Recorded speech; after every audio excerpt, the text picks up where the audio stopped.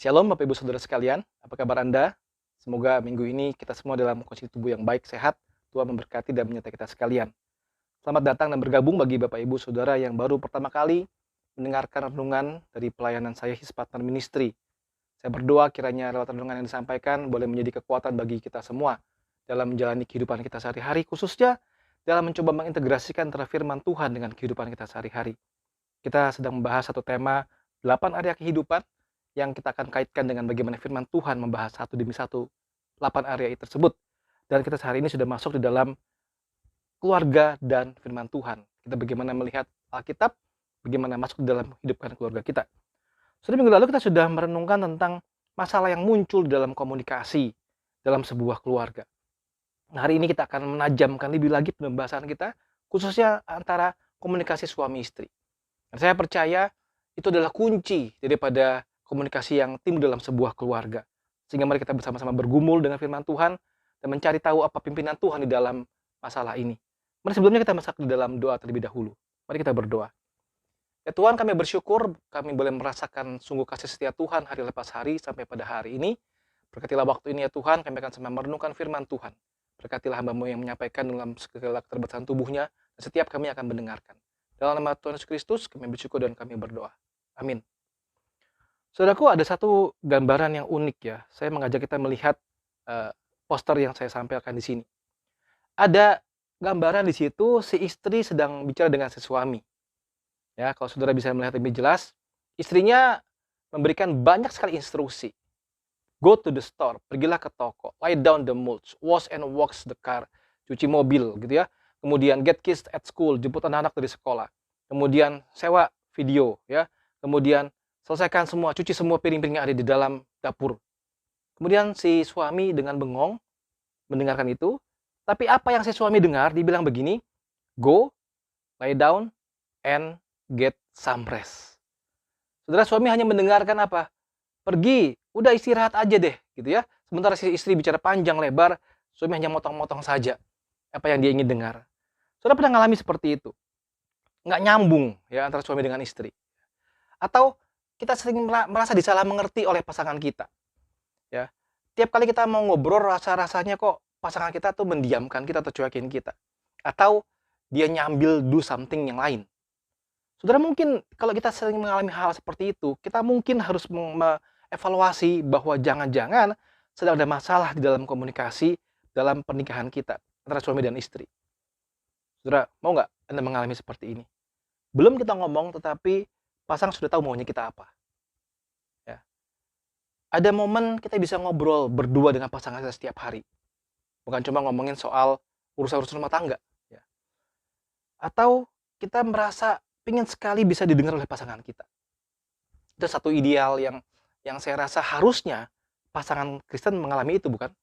Bukan satu hal yang muluk-muluk jadi impian jangka panjang, tidak. Tapi harus sungguh-sungguh menjadi satu hal yang sehari-hari seperti itu. Tapi jikalau saudara merasa, itu masih sebuah impian jangka panjang, susah sekali ngobrol sama pasanganku, dia begitu sibuk, dia begitu tidak peduli, dia begitu rasanya tidak suka ngobrol, dia pendiam sekali. Atau saya tidak punya kesempatan ngobrol karena istri saya begitu cerewet sekali, dan sebaliknya. Saudara, itu pasti harus kita sama-sama gumulkan dengan serius. Sebagai saya katakan tadi di awal, bahwa relasi suami istri, komunikasi suami istri menjadi sebuah dasar yang penting untuk kita bisa membangun sebuah keluarga yang bisa memiliki komunikasi yang baik di dalam Tuhan. Dan itulah yang Tuhan ingin sama-sama kita belajar. Bagaimana kita bisa memiliki komunikasi yang bagus di dalam sebuah pernikahan Kristen. Bagaimana firman Tuhan mengajarkan hal-hal tersebut. Ada beberapa prinsip penting yang saya ingin sama-sama bagikan kepada kita sekalian. Yang pertama kita ambil dari Matius 7 ayat ke-12. Saya bacakan bagi Bapak Ibu sekalian. Segala sesuatu yang kamu kehendaki supaya orang perbuat kepadamu, perbuatlah demikian juga kepada mereka. Itulah isi seluruh hukum Taurat dan kitab para nabi. Prinsip pertama adalah mari kita memperlakukan sesama kita, memperlakukan pasangan kita sebagaimana kita ingin diperlakukan. Simple bukan? Waktu kita ingin didengarkan oleh pasangan kita, mari kita mendengarkan dia. Untuk kita ingin berbicara dengan jelas supaya dia bisa memahami sungguh-sungguh apa yang kita sampaikan. Cobalah berlaku hal yang sama kepada dia. Waktu kita tidak ingin ngobrol sama dia dicuekin dengan dia sibuk dengan handphonean, maka jangan lakukan itu kepada pasangan kita. Simpel sebetulnya. Waktu engkau ingin orang perbuat sesuatu kepada kita, maka kita perbuat dahulu kepada orang lain, kepada orang tersebut. Dan ini bukan cuma orang lain loh, kita bicara soal pasangan hidup kita. Mari kita terapkan prinsip yang pertama ini. Prinsip yang kedua, 1 Tesalonika 5 ayat yang ke-17. Saya bacakan, 17 dan 18 ya. Tetaplah berdoa, mengucap syukurlah dalam segala hal, sebab itulah yang dikehendaki Allah dalam Kristus Yesus bagi kamu. Mari kita jadikan doa sebagai satu jiwa atau hati dari pernikahan kita. The heart of your marriage. Jadikan doa menjadi sebuah penyatu dalam rumah tangga kita, penyatu komunikasi kita. So sekalian, pernahkah engkau berdoa dengan pasanganmu? Apakah kita ada waktu bukan cuma dengan anak-anak kita, tapi dengan pasangan kita, berdoa dengan dia bersama-sama? Apa saja yang menjadi pergumulanmu pada hari itu? Berdoa sama-sama dengan dia. Saya percaya dengan kekuatan doa, Tuhan memakai itu boleh memulihkan keluarga kita kembali. Saya yakin saudara, kalau kita tetap berdoa, kita belajar mengucap syukur dalam segala hal, kita sudah bisa sekurang-kurangnya mengurangi begitu banyak problem yang muncul dalam hidup kita. Terlebih kenapa? Karena kita sedang berdoa bersama dengan pasangan kita. Berdoalah dengan pasanganmu. Prinsip yang ketiga, saudara. Efesus yang keempat, ayat yang ke-32. Tetapi hendaklah kamu ramah seorang terhadap yang lain, penuh kasih mesra dan saling mengampuni, sebagaimana Allah dalam Kristus telah mengampuni kamu. Prinsip ini berbicara mengenai kita harus saling mengampuni, saudara. Saling mengampuni. Sebagaimana kalau kita katakan begini, dia yang lebih dulu seperti itu. Waktu pacaran dia nggak begitu, setelah menikah dia begitu. Lalu bagaimana saya harus bersikap? Atau jangan-jangan ada pasangan suami atau istri yang sudah keburu punya akar pahit di dalam hati, sudah males ngomong sama pasangannya. Kenapa? Karena mungkin dia merasa dia disalah mengerti selama ini. Dia diperlakukan tidak adil selama ini. Saudara, ayat ini mengatakan, hendaklah kamu ramah, penuh kasih mesra, dan saling mengampuni. Mari kita praktis ini, kita lakukan ini, saling mengampuni. Kalau misalnya ada hal-hal yang pasangan kita lakukan yang tidak berkenan kepada kita, mungkin cara dia selama ini cuekin kita dan sebagainya, sehingga komunikasi tidak pernah lancar. Mari kita duduk sama-sama, kita berdoa, dan kita saling mengampuni satu dengan yang lain. Prinsip yang keempat adalah Yakobus 1 ayat 19 sampai yang ke-20. Hai saudara-saudaraku yang kukasihi, ingatlah hal ini. Setiap orang hendaklah cepat untuk mendengar, tetapi lambat untuk berkata-kata, dan juga lambat untuk marah. Sebab amarah manusia tidak mengerjakan kebenaran di hadapan Allah. Kita diminta untuk apa? Saling mendengar, saudara. Ya. Cepat untuk mendengar, tapi lambat berkata-kata, dan juga lambat untuk marah. Wah, saudara, ini satu hal yang sangat luar biasa sekali. Pernikahan kita harus didasari, dilakukan sehari-hari dengan apa? Take time to listen. Mendengar. Maka Tuhan menciptakan dua telinga, satu mulut, bukan? Harusnya secara rasio kita lebih banyak mendengar daripada berbicara, bukan?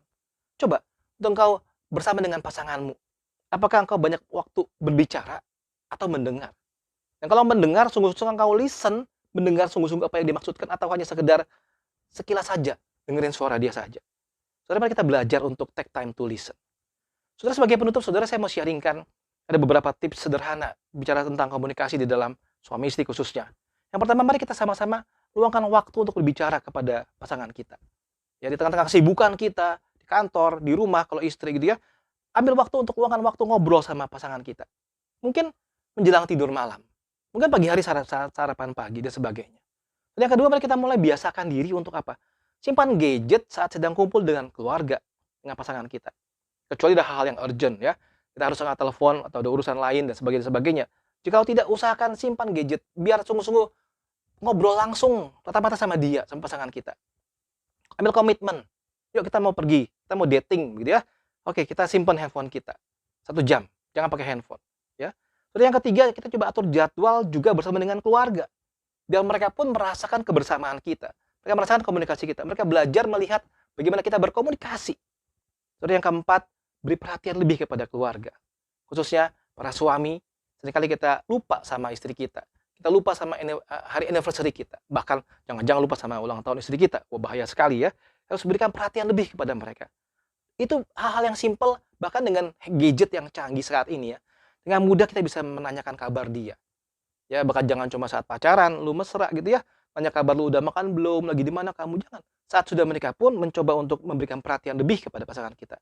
Tentunya, sesuai dengan kesepakatan bersama-sama gitu ya. Jangan sampai nanti istri merasa, "Lu kenapa lu ya? Lu tiba-tiba jadi begini, jangan-jangan lu udah mau mati," gitu ya, karena sering ada jokes seperti itu ya. Jangan Saudara, sesuai dengan kesepakatan kita, berikan perhatian lebih kepada pasangan kita. Dan yang terakhir adalah kita belajar untuk saling terbuka. Saling terbuka. Dengan keterbukaan, kita bisa ngomong apa adanya. Keluarga tempat yang paling aman dan nyaman untuk kita bisa saling terbuka. Belajar menerima satu dengan yang lain. Dimulai dari pasangan suami istri. Terus kalian, mari sama-sama sebagai anggota tubuh Kristus, para suami, para istri. Kita perhatikan, komunikasi adalah hal yang sangat penting dalam pernikahan, khususnya antara suami istri. Mari tingkatkan communication skill kita dalam keluarga. Mari tingkatkan bagaimana kita bisa berkomunikasi dengan baik, dimulai dari komunikasi dengan pasangan kita. Kalau selama ini engkau kehilangan bagian ini, engkau kekurangan bagian ini, mari sama-sama kita belajar dengan mendengarkan renungan ini bersama-sama. Praktekkan apa yang diberikan tips-tips tadi. Supaya apa? Saat kita bersama-sama bertumbuh di dalam keluarga kita, anak-anak pun akan melihat itu. Dan menjadi sebuah keluarga yang sungguh-sungguh indah di mata Tuhan. Tuhan menolong kita sekalian. Dan setiap pergumulan kita, saya percaya Tuhan memberkati kita sekalian. Amin. Tuhan memberkati.